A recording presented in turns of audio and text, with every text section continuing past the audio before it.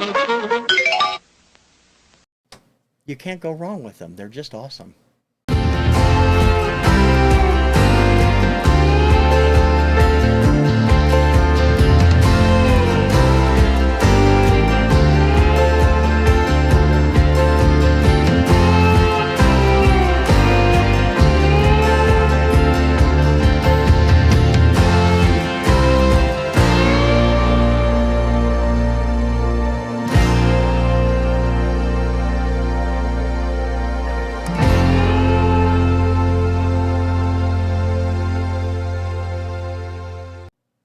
Greetings, everyone. I'm TC Kirkham, the Kirkham Report, and this is the show where I talk about the people, the acts, the television, the movies that influenced my life as a music fan and a music collector. Welcome to Influencers. This week, the first heavy metal band I really got into, and I use that term loosely because they're kind of part heavy metal, part hard rock, part prog metal. They have a little bit of everything. But I've never, I tend to be a completist on a lot of my favorite bands, and this is one act I never did get everything by, but I got what I liked, and a couple of things I wasn't that happy with. Um, but I continue to be a big fan of their music even now. And so let's go and talk about Chicago based heavy metal band Styx. I first heard Styx. I didn't realize who they were at the time. When I think Lady and Lorelei were hits first and early on, they had a couple of songs on the K-Tel albums at the time. But of course, everybody really learned who they were when the Grand Illusion exploded and Come Sail Away turned into a big hit. We'll talk about those in a few minutes. Let me show you what I have in my collection. After I became a fan, I went back and got some of the earlier stuff. I could do that with the RCA and Columbia House record clubs. The earliest album I have is the only one I have with original guitarist John Krulewski. The rest of the band was already in place. James Young, JY, Chuck and John Panozzo, and Dennis DeYoung. This was the album Equinox, and this came out in 1976, if I'm not mistaken. It has Lorelei on it, and Light Up, which was a big hit on rock radio. Um, Not my favorite album by them. This one's a little too proggy for me, and I know they're not really prog like so many other bands, but this one, it's a great album up to a point. You know, the songs are not terrible. Sweet Madam Blue is also on here, but it's not what I got to know as Styx first. Styx was the first act I ever saw in concert, and I will tell you about that in a little bit too. And that was the Styx I fell in love with. Um, this was the band at the time. Starting on this side, it's Dennis DeYoung, James Young, John Krolewski, uh, which Panozzo is that? I always get them backwards. Guitarist is John Panazzo, and the drummer is Chuck Panazzo. So the drummer is Chuck. Um, this was a great album, like I said, but not necessarily one of my favorites. I mean, I've listened to it quite a bit. There's the label. But it wasn't one of the ones that really jazzed me as far as that goes. Um, I at the time just wanted to be a completist and get all their albums, and as I said, I didn't get all of them because a lot of them had been deleted when Grand Illusion came out, and they ended up reissuing a lot of them because they had originally been signed to a small RCA subsidiary called Wooden Nickel. This was also their A&M debut. All the Wooden Nickel stuff was reissued on RCA after they took off. The first album that they did that I really loved, and I got it later again, was Crystal Ball. Again, this one is a little bit more proggy than the later ones, but this also has a Crystal Ball itself, Mademoiselle, and Claire de Lune Ballerina, three of my favorite Styx songs. This is the album, the first album to feature Tommy Shaw as one of the guitarists and one of the songwriters. And Shaw is obviously where I found my affinity with Styx because I love his guitar. I have most of his solo stuff too, and his work with Damn Yankees. Love the guy. Um, I really think Styx is a terrific band, and this is where they first started getting kind of phasing between the proggy hard rock and the heavy metal sound and the melodic sounds that they would gain from listening more to Dennis DeYoung and Tommy Shaw, who had more rock, but they had melodies rather than just kind of a free-form style that so many of their songs had early on. They were very similar to both Journey and Kansas at that point, where the early incarnations of those bands had been far more proggy, fishy, like Fishy, Phish. Another band I'm not really a fan of, but they were moving toward the right sound on Crystal Ball, and Tommy Shaw just sings like an angel, and so does Dennis DeYoung. They're both awesome. After Crystal Ball, they hit the mainstream with 1977's The Grand Illusion. This album produced their monster hit Come Sail Away, follow up in Fooling Yourself, and they hit rock radio also with Grand Illusion and Miss America. This album, I can't say anything bad about it. It is one of the best albums of the 1970s. It remains one of my favorite Styx albums. Not my favorite, but one of them. Grand Illusion, of course, Come Sail Away was out at the same time as Carpenter's Calling Occupants, which had originally been released by Klaatu a couple years earlier. And this actually had a label defect on it. But, and it's also got a stylized Styx logo on it, which I don't know if all of them had. This, I think, came from the record club, so it might not be quite the same as some of the other ones. But all of the songs that they had on here, I mean, it was basically a sort of a concept album, and not as much as later stuff would be, but they were starting to go more for melody and pop hits, because at the time, we're talking that mid-70s period when disco was running the charts. The only way for a really good rock band to get through was to try something good enough that the radio programmers would break away from the disco for a minute and play it. That's what happened with Come Sail Away. Come Sail Away ended up in the top 10, and it, of course, there's also an infamous version from 1999 by Eric Cartman, which is hilarious.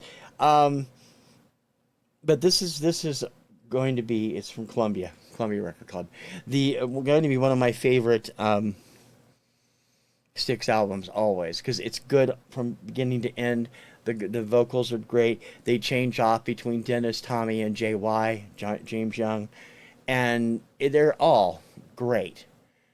If there's anybody out there, it's a rock fan that doesn't have this in their collection, you've lost your rock card. You don't have the right to have a rock and roll fan card anymore, because this belongs in that collection.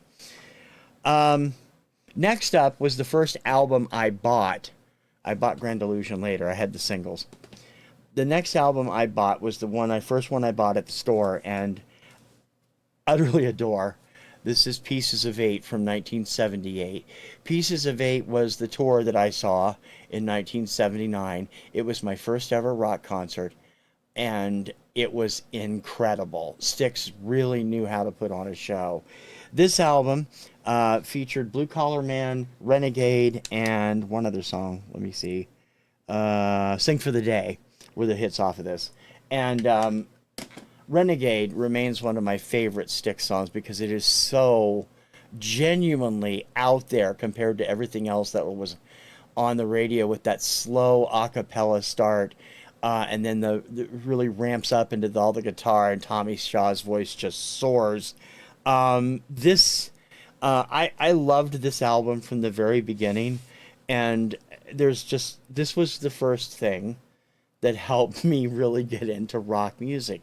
It would later lead me to Creme FM, Spokane's then top AOR station, along with a friend who recommended them when she started to get me helping me to widen my musical horizons, which at that point were stuck to Teen Idols, ABBA, Barry Manilow, disco, Styx was the first real crack in that, and it would later be much widened by the hair metal bands of the 80s. Love this very Stonehenge-y, cool fold-out uh, gatefold of the album. And this is an OG. This is not a Columbia. The other three are either Columbia or RCA. And very, very dear to my heart. Um, Next up, I think this is their biggest selling album. I'd have to look it up. Grand Illusion might beat it. But I loved this album for one reason. The packaging was unique, to say the least. And it featured their biggest pop hit. And also, it's just some of the best album tracks they'd ever recorded. I'm just trying to be very gingerly because this is also an OG. I bought this like the week after it came out at the store, and I mean it's really an amazing album. It's Cornerstone from 1979. Cornerstone features their number one smash, Babe, and Babe was instrumental, I think, in making um, a heavy metal band or a metal band. Good Lord, that thing's reflecting on myself. I've just suddenly gotten really bright. Look at that. Wow. That is one reflective inner album cover. Babe not only made it easier for heavy metal bands to tackle a ballad from time to time, they had kind of reached that point prior with Nazareth's Love Hurts and Journey's Lights, which was out around the same time, and Kiss's Beth. But this made it okay to do it on a regular basis. Um, Beth is the big Beth. Babe is the biggest hit. This is the inner sleeve. This is what was reflecting a minute ago. And this inner sleeve actually tells a story. The symbols on each side mean something, which of course was completely misconstrued by the Satanic Panic of the 1980s, because their name River Styx, they were insisting that it would be, oh geez, that's really making the video go nuts. I'm so sorry. Um, there were 3 singles released from this album. Babe was the biggest and the first. Why Me was the follow-up.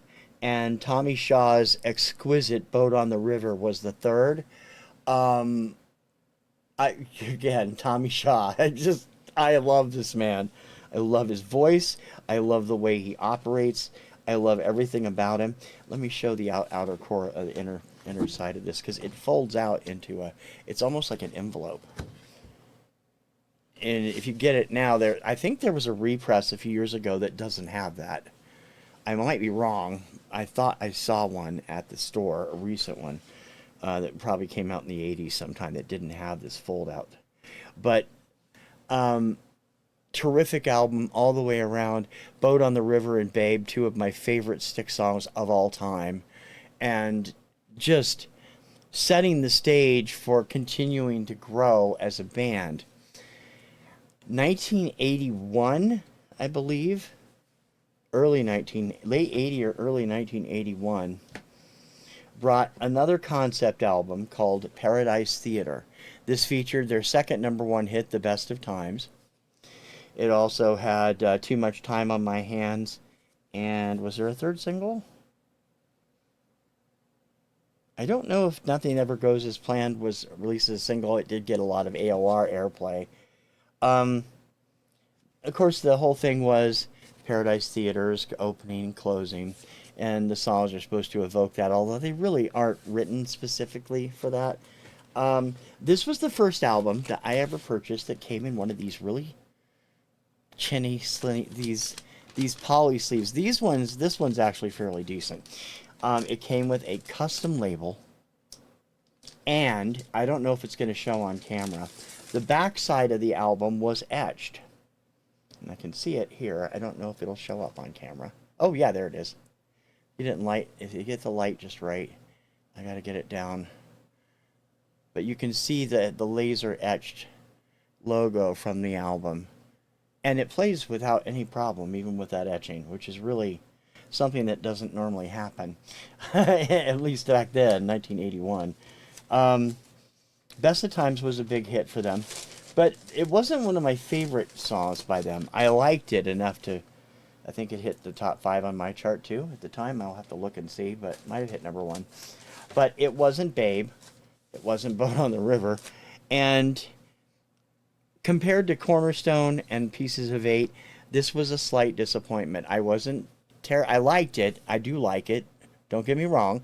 I do like it, but it is not my favorite Styx album by any stretch of the imagination. This also has the up and down gatefold with the lyrics and such.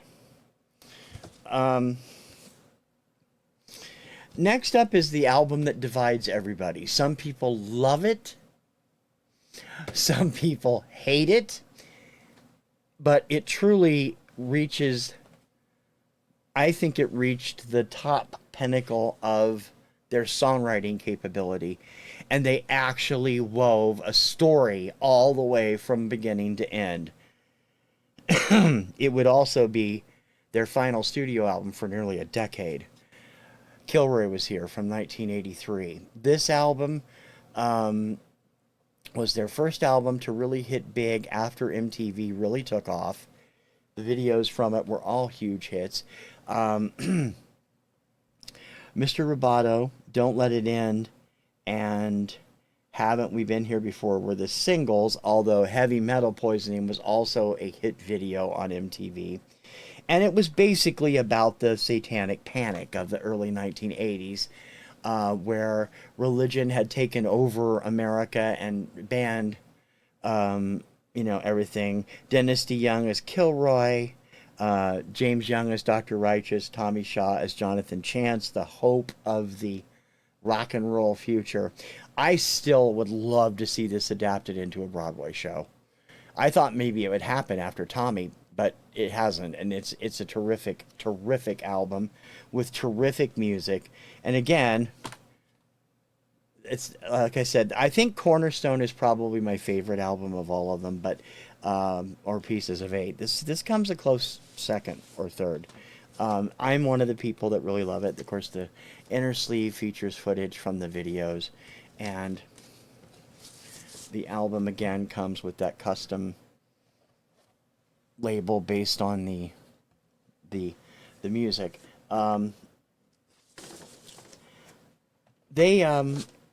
I really thought that this album was, so I know some fans really, some diehard Styx fans don't really care for this album. They feel it's too MTV. I don't agree. I think Mr. Roboto was probably one of their best songs, and just the concept and the message behind it was one of the best things they ever showed and what they ever did. It was really, really stupendously well done. Like I said, this is the perfect thing to adapt into a show, and it hasn't been done, and it does need to be, so producers, get on the stick. Their last album, as the unit that they were in these previous albums, was a live album, Caught in the Act, came out in 1984. I'll be honest, I don't like this album at all. It does not capture the whole first part of the show is part of the Kilroy Was Here, and then they go into their greatest hits. It was well recorded. Don't get me wrong, it was well recorded, but I did not. And there is a new single on here, "Music Time," which was brand new at the time, and it was their last top 40 hit. It barely cracked the top 40. I think it peaked at number 40 or 39, something like that. It would be their last song in this incarnation, because by the time they came back in 1992 or 91 with Edge of the Century, which I only have on cassette, Tommy Shaw was long gone. He had already joined Jam Yankees at that point, and I lost interest. This album, like I said, I'm not a big live album fan anyway. I like certain live albums. I love Frampton Comes Alive, which is one of the greatest live albums ever recorded. It deserved to be the legendary album that it was. There are a few other albums. It's me. Kids from Fame Live, which was recorded in London, is magnificent. This one, it just doesn't do it for me. I don't know why. I've actually thought about getting rid of it at points because I never listened to it. I don't really like it. You can tell I never listened to it. It is still in pristine shape. I've listened to it on a whole, I think 3 times since I bought it, going on 40 years ago. The other ones look good because I take care of them, but they got played a lot. This one has not. I'm just not a live album person, and I do like I said, I like some of them. Barry Manilow Live, Kids from Fame Live, um, any live track I've ever seen. Although there's been no official live album, other than the stuff that came out in the box set from Def Leppard and Record Store Day. Um, if you're a Styx fan, you don't need this. You really don't. Um, unless you want music time and you can buy the single. Um, that's what I have on albums. I have a lot of the 45s too. Um, I have Edge of the Century on cassette. I picked it up in the cutout bin about a year after it came out. I love Show Me the Way. It was a great song. It hit right at the right when the Gulf War was happening. It made a great video to use for that particular purpose. A lot of songs became a hit because of the Gulf War. That one, Show Me the Way, by Styx, From a Distance, Bette Midler, and Get Here by Alita Adams, all benefited from coming out right at the time of the Gulf War. Um, but they weren't Styx anymore. Now, they are still touring. Um, I think I don't know who is actually part of the band anymore. Dennis and Tommy went solo after this album, after Caught in the Act. Dennis released um, Desert Moon was the first album, and Back to the World was the second album. I do have those. I should have pulled those, but it's a pain. And I have Tommy Shaw's albums too, Girls with Guns and What If, and there's a third one too that I can't think of the name of that I actually have on. I have that one on CD. Um, I love Dennis and Tommy's solo albums. Tommy's in particular. Tommy Shaw is one of the greatest guitarists and one of the greatest songwriters of all time. I mean, just he really is. He writes some of the greatest lyrics. He can write with a ballad sense and still keep it metal, which is rarely seen. Um, and some of his solo stuff got the shaft. One of my favorite songs by him was the title track from the second album, What If, which was actually from the god-awful movie Remo Williams' The Adventure Continues, which it wasn't a sequel, and it never got a sequel because it's that bad. That song was great, though, but his only big hit solo-wise was Girls with Guns, which I think peaked at number 30. And, of course, he did Damn Yankees for a few years, and then he and Jack Blade stayed together for one or two albums. He continues to do stuff. So does Dennis. Like Steve Perry, Dennis came down with some health issues and wasn't able to do a lot of stuff for a while. Um, the core of Styx will never get back together again because some of them can't stand each other. Chuck Panozzo's died since then. I believe John Panozzo's died. I believe Chuck has too. I have to look it up, but I know one or both of them are not with us anymore. Um, I don't even know what JY's doing. I think he's still the only member of the band. Um, I haven't really seen much on these tours that they've been doing. You still see the name Styx at these shows coming up for these big monsters of rock tours with Poison and Cinderella and occasionally with Journey and it's not the same band. And while Journey isn't the same band either, they have most of the core of of their hit era still left. Neil Sean, Jonathan Cain, and those guys that were there. The big difference in Journey is Arnel Pineda, who is their current lead vocalist and sounds so much like Steve Perry. It's scary. Um, they are terrific.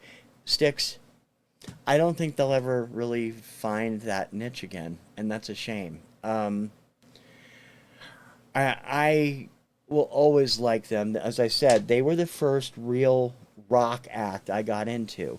I liked, I mean, don't get me wrong. You guys know me. I am an all around kind of guy, but mostly my pop sensibilities went out. But there are metal acts that I've loved even as a child. Um, I mean, Come Sail Away by Styx, I was 13 or 14 when that first hit. I was 16 when I went to the show. I just turned 16 when I saw them at the now demolished, unfortunately, age, got it, Spokane Coliseum in Spokane, Washington. I don't even, I think the Strand was their opening act. I don't remember, or Louisiana LaRue. One of them was the opening act for them, and one of them was the opening act for Kansas, who I saw later that summer. Um, great, great live act. They really knew how to put on a live show in that form. And I mean, the vibe. I made the choice, having been, my first concert. I was 16. I was there alone. Um, I made the choice to sit up in the upper levels above where I could see the whole stage rather than stand down in front. Best decision I ever made because I could see everything, I could hear everything. It was a blast, and of course they had general admission at the time, so you could sit anywhere. And it was an incredible show, and made me feel alive. I ran into some people from Harrington, the little town I lived in, on the way out in the lobby, and then went to find. I don't remember who was picking me up that night. I think we still had our car at that time, so Mom would have been there somewhere to pick me up. It was a terrific show, and I will never forget seeing them. They were one of the, as I said, they were the first big heavy metal band or metal band, rock band that I'd gotten into in a major way. Although I had liked other acts, Peter Frampton mostly, before that, and classic Bee Gees before the disco era, in the 70s, Lonely Days, How Can You Mend a Broken Heart, stuff like that. I never got into their 60s stuff, although I have since then. Um, but Styx will always be the gateway drug that led me to Kansas, Def Leppard, and a lot of other people. I mean, Def Leppard is my all time favorite rock band. I've seen them 3 times in concert. 2 or 3 times I've seen them in concert. They're phenomenal. It was definitely an easier time back in the late 70s and early 80s when these Styx albums came out. Styx was a very big part of my growth as a rock fan. Um, Styx led me to other acts, and at the time, like I said, as a 16-year-old, when Pieces of Eight came out, when I was on the Pieces of Eight tour, I was still listening to all the top pop stuff, ABBA and Teen Idols and disco and stuff. But I liked them enough to go see them, obviously, and it was a birthday present for my mom, and I was like, okay, cool. Um, and they led me to Creme FM, as I said, along with a woman named Kenna K. Elledge. I've talked about her on an earlier show that led me to Creme FM as well, and that opened my world to early Police, the Buggles, Def Leppard, and so many other acts over the years that I was in high school, and helped me become a more rounded music fan. I will always be a big fan of Styx. They are truly legendary as an act to me, and they deserve it from everybody because they've written such great music. Whether you like the hard rock stuff like Grand Illusion, or the proggy stuff earlier, or the Grand Illusion, or Renegade, or Fooling Yourself, or the more pop stuff like Best of Times and Babe, you can't go wrong with them. They're just awesome. And they always will be to me. I'll always listen to them except for this album. I hope you've enjoyed this episode of Influencers, and I invite you to join me again next week. I'm going to have some more stuff coming up, as I always do. And I hope you'll check out the rest of the shows throughout the week. I have a new show called Rank This, premiering a week from tomorrow, as I'm writing this. Should be up on April 27th, I hope, will be the first episode, where I'm just going to rank groups or songs or albums by different acts. Maybe sometimes movies or books or whatever. Um, Off the charts on Thursday. I will finally get around to answering Robert Fithen's questions on this coming episode. Rock and Reviews on Friday, and of course the Kirkham Report on Saturday. This coming Sunday, I will be debuting the Retro Pop Countdown, which is all based on my personal charts. You guys are going to have your mind blown. And on Mondays, right now, I'm doing the live stream at 10:10 p.m. Eastern for the American Song Contests, and I will be doing live streams for Eurovision coming up in May. And every other Monday, at least for the foreseeable future, Finding Your Music Mojo with myself and Dawn from Two Hip Chicks, talking about collecting for the novice or the intermediary person, and focusing on different topics every show. So we hope you'll check that out. Don't forget to like and subscribe to my channel. I hope you'll enjoy it, and I hope you will take the time to leave a comment also in the comments section. And don't forget to check out Obscuria Monday through Friday at 11 a.m. Eastern, 8 p.m. 8 a.m. Pacific. Different song every day with all kinds of fun factoids and great music and such. Until next time, for influencers, I'm TC Kirkham, the Kirkham Report. I'll see you soon. Ciao, baby.